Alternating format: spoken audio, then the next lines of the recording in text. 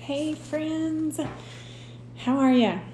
Okay, this may be short and sweet today, but I'm here, I'm showing up, feeling a little bit emotional, but we're doing this book study and I'm here, I committed. So usually I find that when I push through and do the things that I don't want to do, I end up feeling better when I'm done anyway.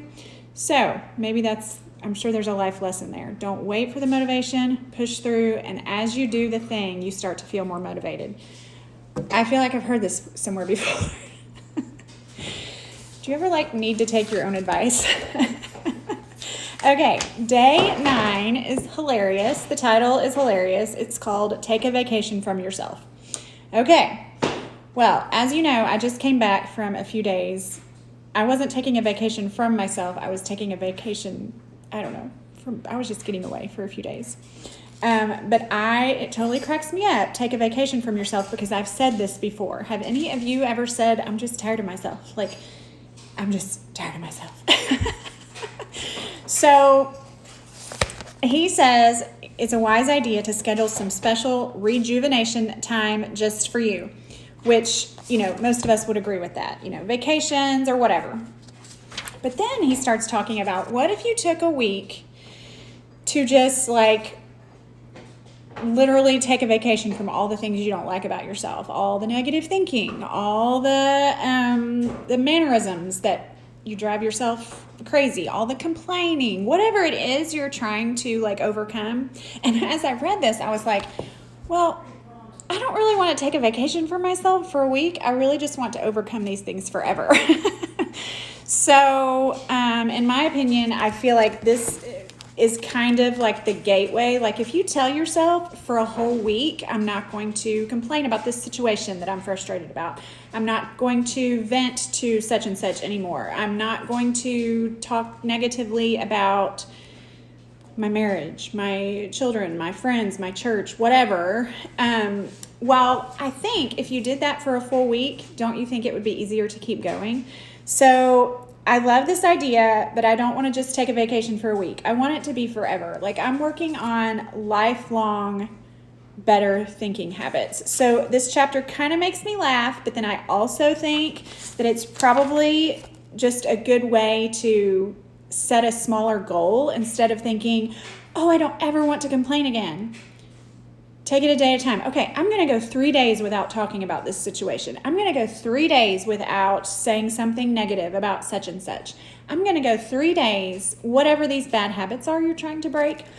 So I think he's smart to say this, take a vacation from yourself for a week, because then at the end of that week, I think you will feel very empowered to keep going. Does that make sense to anybody? Okay, so that's all I'm going to say about day 9. Day 10 is more of the same thing we've been talking about for all of these 10 days. The secret to living an exceptional life tomorrow is thinking strong and joyful thoughts today. And then he says later in this chapter, more joy will follow more joyful thinking. What you persistently think sooner or later crystallizes into the words you speak, then the things you do, and ultimately the circumstances you help bring about. Today, you remind yourself, I think I'm going to write this one down, your thoughts are showing. Yeah. So research indicates that the average person thinks approximately 50,000 thoughts per day. Does anybody think that they probably are above the average? So this is good news if you think good thoughts. It's bad news if you think bad thoughts. Every thought steers you either toward your God-given potential and abundant joy or away from it. It's kind of like you can't complain and be grateful at the same time. So if you start naming the things you're thankful for, what happens? The complaints get shoved aside. It's like that distraction we talked about a few days ago. Distracting your mind like you would distract your 2-year-old.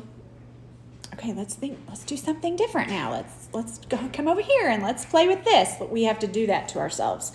So he says, unfortunately, roughly 90% of the thoughts you have today are reruns from yesterday and the day before. Those ingrained thoughts produce predictable results. It's like that negative habit we talked about. This is the chief reason why most people tend to resist positive change. Comfortably cemented thoughts simply carry more clout than good intentions. it becomes a habit, right? The more we do something, we feel comfortable in it. We don't want to come out of our comfort zone. Change is hard. It's hard work to practice these new thoughts, and we get stuck in our comfort zone, right? If your aim is to maximize your potential for joy, you must first discipline yourself mentally. You must discipline yourself mentally. This is your responsibility, and you must take ownership. That's hard.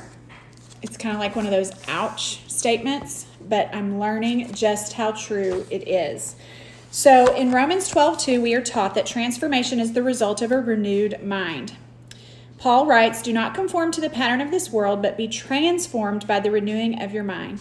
Then you will be able to test and approve what God's will is, his good, pleasing, and perfect will." This means improvement is preceded by improved thinking. More joy follows more joyful thinking. First, allow God to retrain your thoughts and feelings, and then experience God's best for your life. So he tells you to start writing down those positive affirmations based on who you want to be. And remember, I've showed you my cards before. Also, the daily little truths that I put up in the stories. You can screenshot those.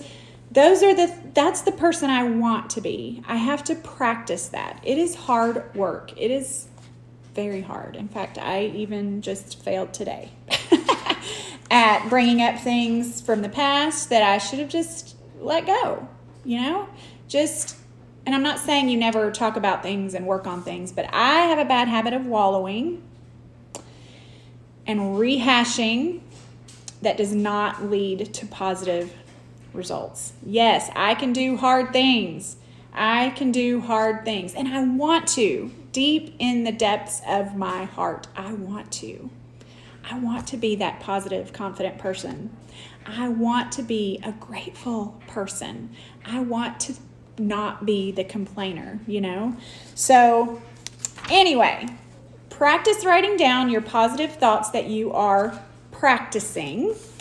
Write them down. Put them on cards. There's a space. If you have the book, there's a space in the book to write these things down. And then you might also write down the little Post-it he has for the day. My thoughts are showing. Ouch. All right, guys. I hope you have a good day. Thanks for hopping on here with me.